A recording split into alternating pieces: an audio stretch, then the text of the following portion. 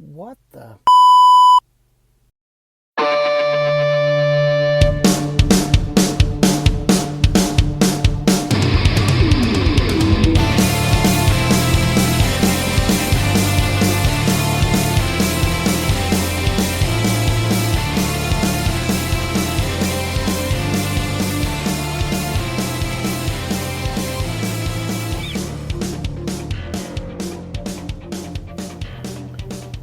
Ladies and gentlemen, my name is Justin Perkins, and this is Talk Junkie.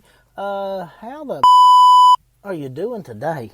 We're going to talk about bad words today, no-no words, naughty words, things of that nature.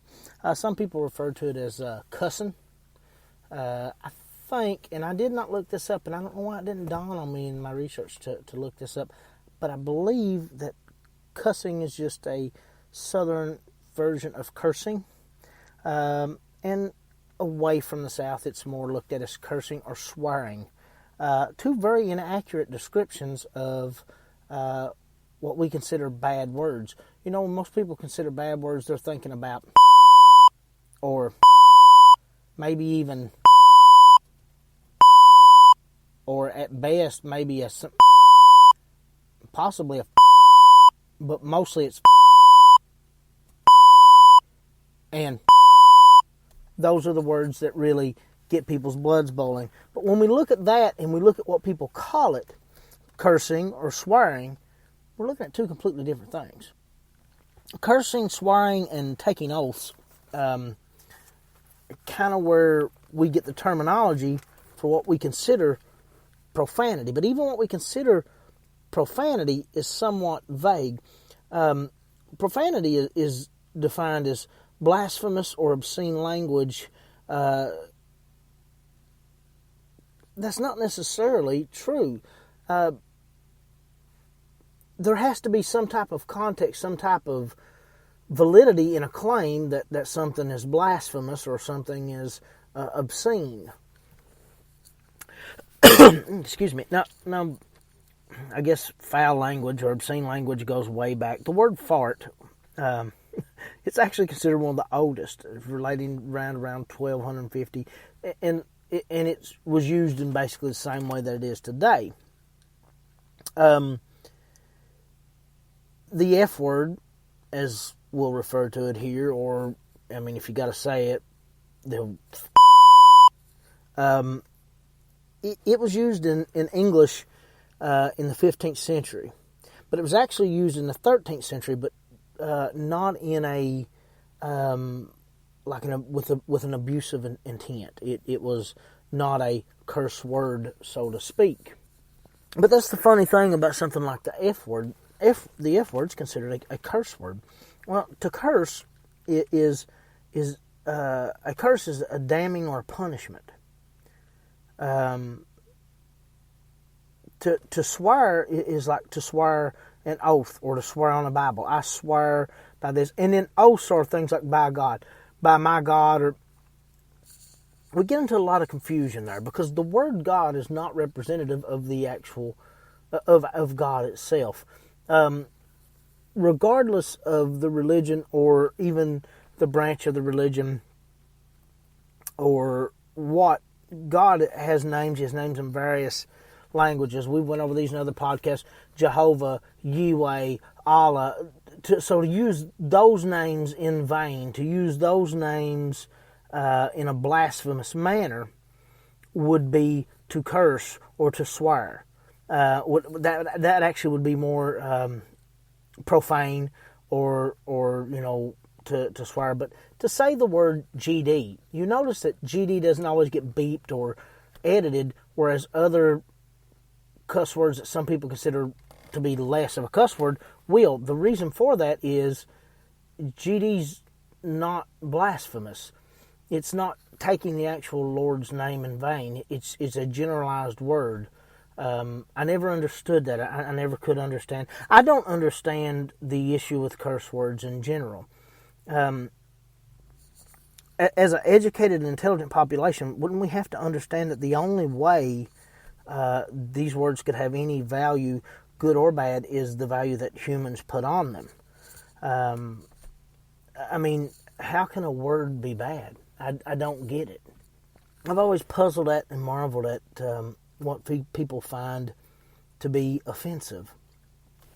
And that's really what it comes down to. There's been a societal recognition. Society has deemed, with no right whatsoever, that these words are bad words, that these words are any worse than any words, that this collection of letters and sounds and consonants and vowels, and they somehow have a power that other words do not possess. It's an ignorant statement, but it's a statement that people just hang on to with a fervor and an irrational devotion to that. I'm constantly astonished at. The religious aspect of it often comes in, and it's Exodus 27. You shall not misuse the name of thy Lord, or the name of the Lord thy God, or you shall not misuse the name of the Lord your God. Do you see how it refers to the name of the Lord your God? You understand that His name is not Lord your God, and His name is not God. It specifies a name. I forget the passage also that if His name is not spoken, the trees will cry His name, and the rocks. He very clearly has a name. The name is known. It's not a mystery. To put emphasis on this word God, this man-made word to describe other deities, and quite often, especially in those times, it was used for many other deities from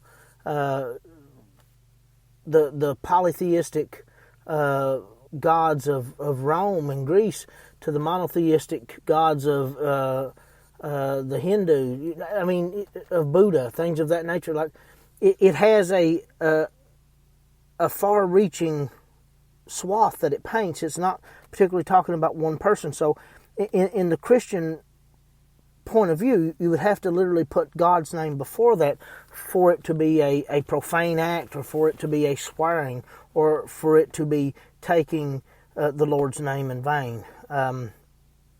That's not real complicated. The guys that took basically what's equivalent to a calculator today and put man in space, that was complicated. And if that sounds like I'm being that I'm being dismissive and trying to belittle, so no, I'm just stating something that truly irritates me, and I do mean it that way. It is that simple. It is that logical. Now you can say that you prefer not to hear those words, and I can respect. I can respect to a certain degree that society has put a value on these words, a value not warranted, a value they didn't earn, and that you can't process it the way you process every other thing in life, and that for some reason they hurt your feelings when these words are said. If you can tell me that, if you can say these words hurt my feelings, there's no justification for why they hurt my feelings, but they just do, then I'm for that. And I can say, because I don't particularly cuss in front of people, especially people I know that don't like cursing and things of that nature. And I try to keep my mouth, somewhat, because I have kids and it's not socially acceptable. But it's amazing to me when we look at the history of these words and where they came from and what they really are, that they have this value, that they have this power. I'm constantly amazed at it.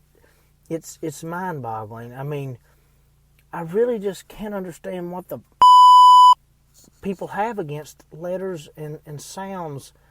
I'm puzzled by that.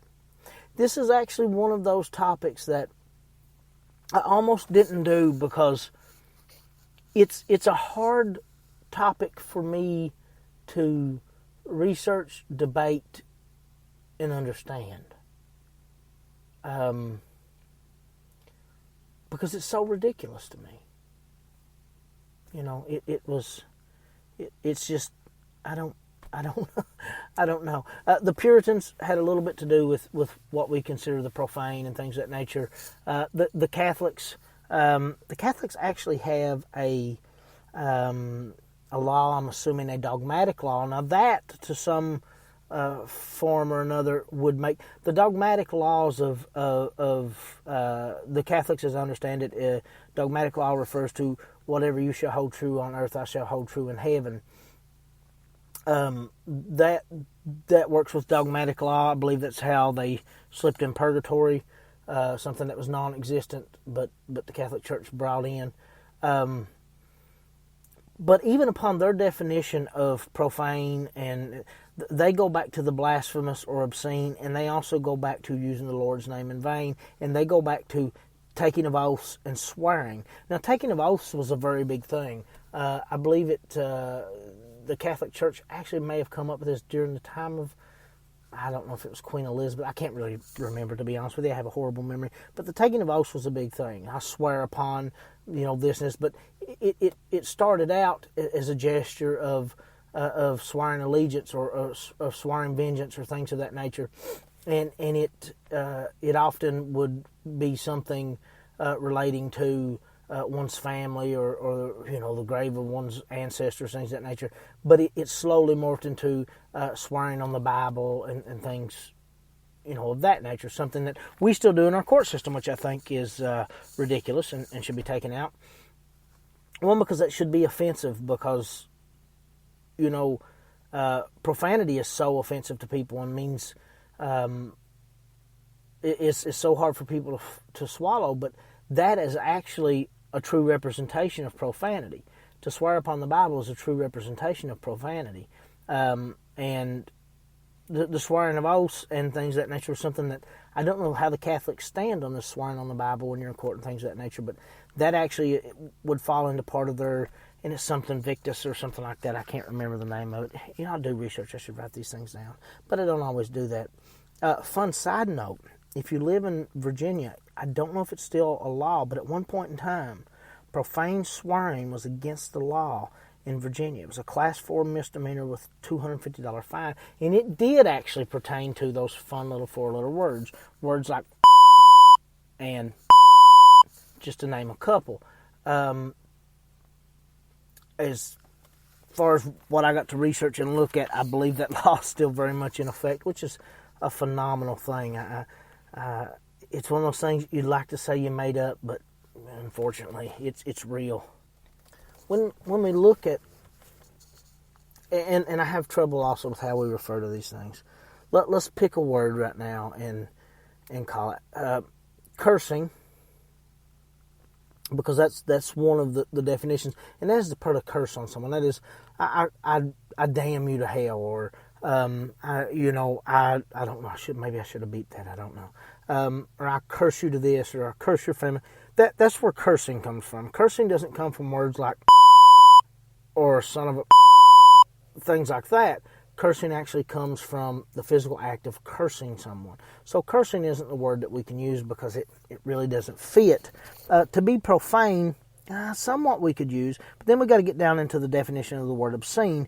And if we take out the definition of the word obscene, with profanity, we're just left with blasphemous. And none of those words, even the GD word, are really blasphemous by definition. So we have to take profanity out. So we can't use swearing or cursing, and we can't use profanity. So we can't really use swearing because I'm not swearing or taking an oath or anything of that nature. So that kind of gets us down to cussing. The good old country term, and I think that's what we're actually going to use, is the term cussing. To me, the term cussing kind of fits better. It feels right, and to be completely honest with you, it's just what I'm used to saying for the most part. I would never say you cursed me out. I would say you cussed me out. It's a force of habit, I guess. Now, we've got us a word. We've got us an act. We're in the act of cussing.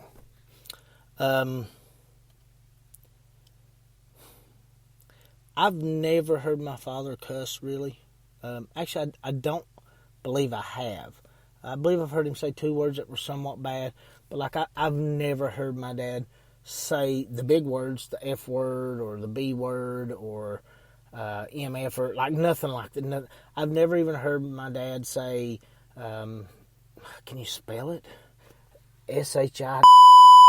Or I've never heard him say, damn. Like, I've never heard those things. My mother doesn't really cuss a whole lot. I spent a lot of time with my grandfather on my mother's side. Predominantly that's who I was with growing up. He had a plethora of cuss words that he liked. Some that I'm not sure on how much of a cuss word they are. Words like vaggart, he liked that word. I don't, it's not generally put in that upper echelon of cuss words. Man, I'm doing it again. I've read this all day. So he was not shy about any of the words, and he always had a fairly good explanation to me.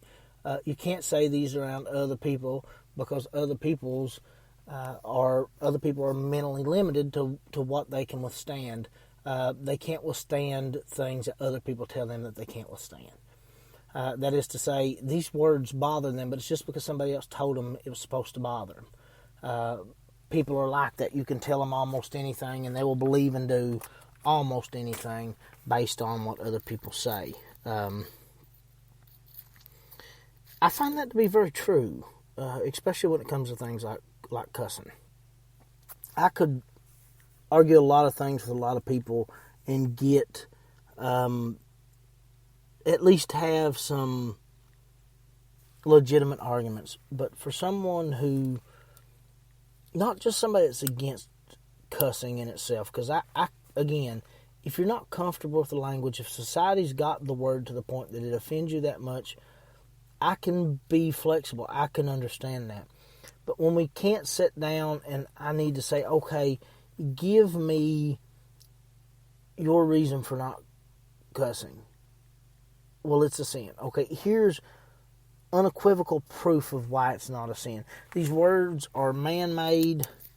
They're very new words. They're not words, for the most part.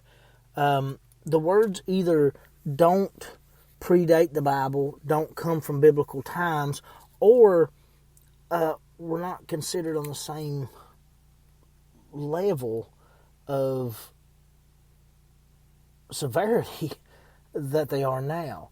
Most of this, especially in regards to biblical times, is a very modern concept.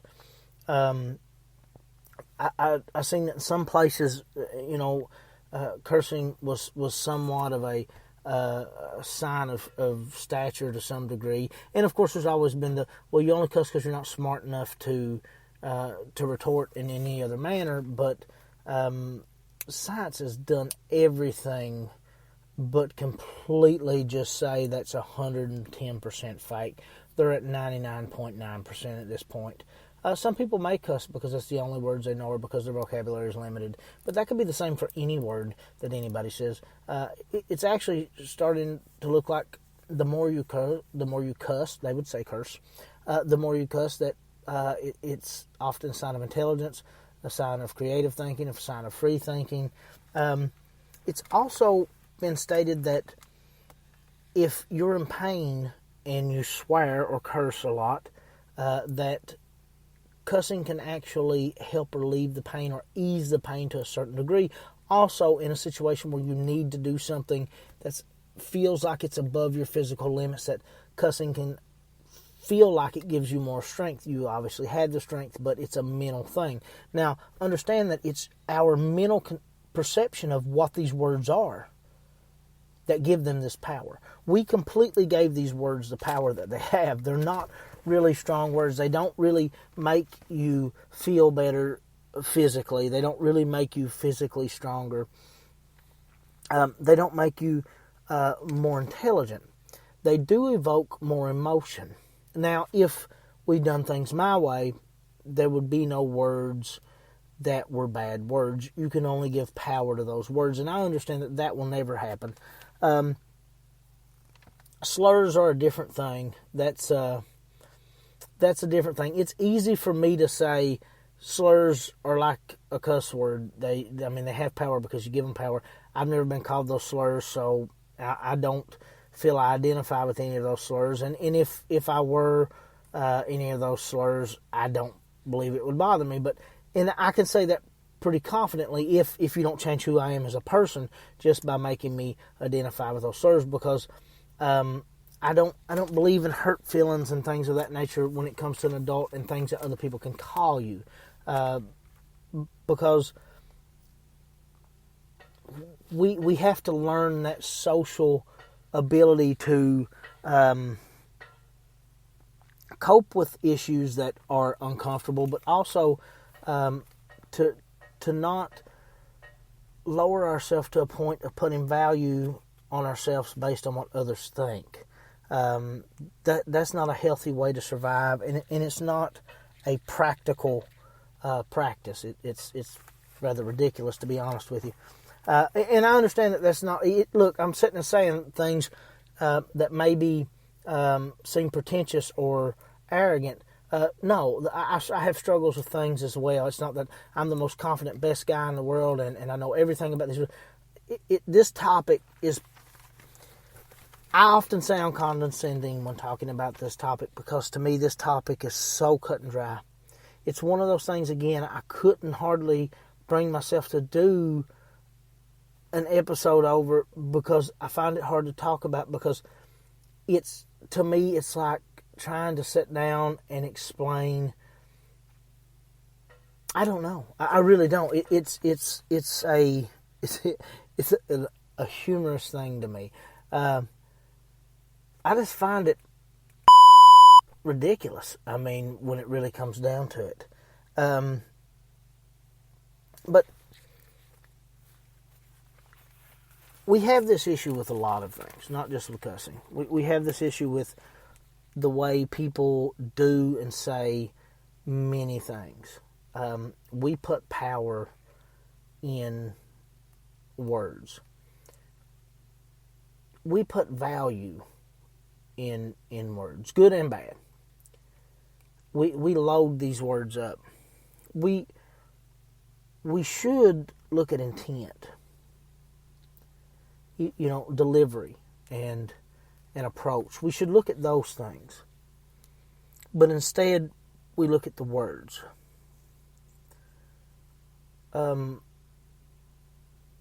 Let's take a fake word like oink. To say, I'm going to oink you up, that has no value. That really, really has no value. But it's no different than the F word. For me to say, I'm going to you up, is no different than me saying I'm going to oink you up.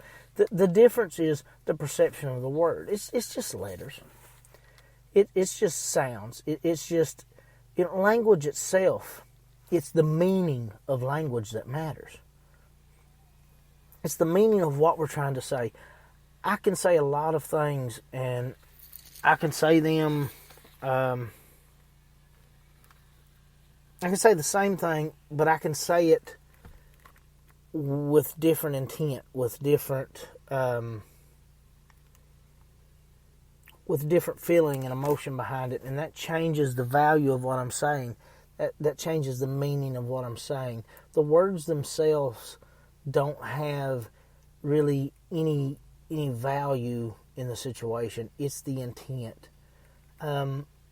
If you watch someone just trying to speak to you in a language that you don't understand, let's say you're a missionary and you're in a foreign country, and you have someone who's trying to speak to you in a calm, relaxed manner in a language you don't understand. You may laugh and get uneasy, and you struggle to look for hand gestures and things that can convey to them what you're trying to say, and you're trying to glean from anything they're doing something that resembles something you understand, so you can try to get some meaning from what they're saying. And it's hard. You can't get context. You can't get emotion, because you need the language in common to communicate. But let's put you in that situation. You're a World Health Aid worker in an African community, and a young lady comes up to you with her child, and her child's,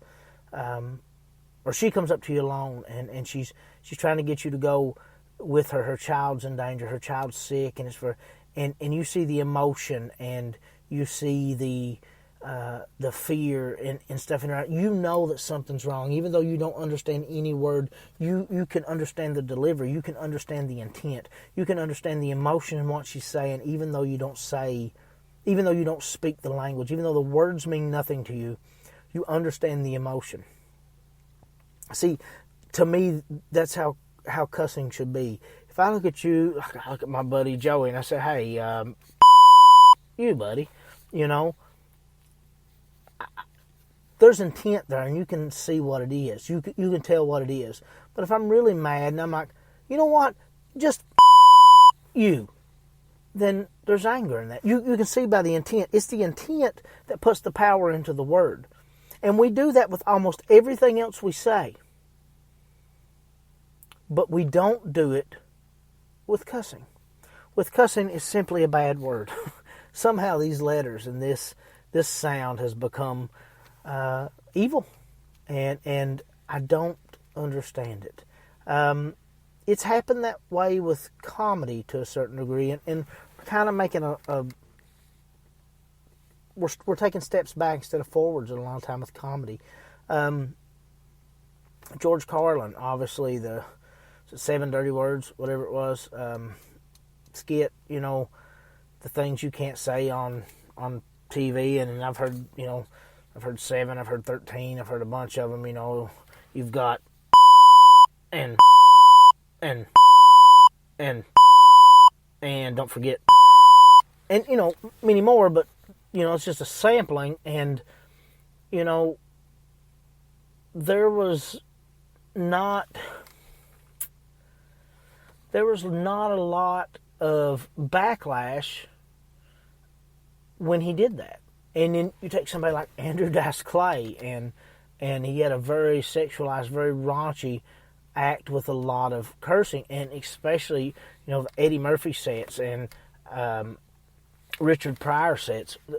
We came out of a time where comedians were getting arrested for saying things, into a time to where people like Pryor and Carlin and Murphy and those guys could say those things, and those words were funny, and they were, even though I honestly feel like in the 80s they were somewhat more socially acceptable than they are now for some reason, which kind of surprises me. Obviously, before that, you go back to the 50s, those would have never been socially acceptable in polite conversation. But now if you get a bunch of upper class or middle class white males alone, or males of any color probably, any race whatsoever, it just seems to be our way, like it was okay. And it's still okay for people who are better than to speak that way in private, but to speak that way publicly, well, it's absurd. You can't do that. The Catholic Church, they touch children. They do a lot of things. They move child molesters around from place to place to place. But the thought of profanity, well, that's absurd. That's ridiculous. So we've kind of made a step backwards, though, because now we look at comics, and now there's certain words they can't use, and certain phrases they can't use. And we're putting value on new words, negative value on new words. Words like her and him, he and she. We're putting negative values on these words to where maybe at some point these will become cuss words. And see, that's really my fear. I can go the rest of my life and not say in public if that's what I need to do. I don't feel that I should have to, but I can. And right now, what have we got? I mean, really, there's the big C word, and there's the big F word, and GD still hangs around there in some circles. There may be one or two more. Like, there's not as many as there used to be as far as a widespread. But in what's considered decent behavior encompasses a lot of words. And even though I don't like it that we have those words that we're not supposed to use, what I fear even more is the spread that it spreads to new words. Stop putting value on words. They're just words. That's it. I mean, it's really ridiculous when you think about it. But with all this talk about words, cuss words, curse words, all these bad words, and all the value we put on them, the sensible thing would be to quote Carlin, but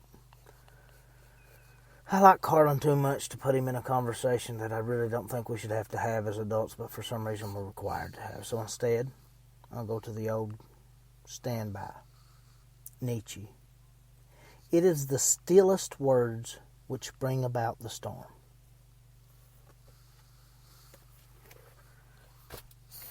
That's just how I feel about it. You don't have to like it, because I really don't give a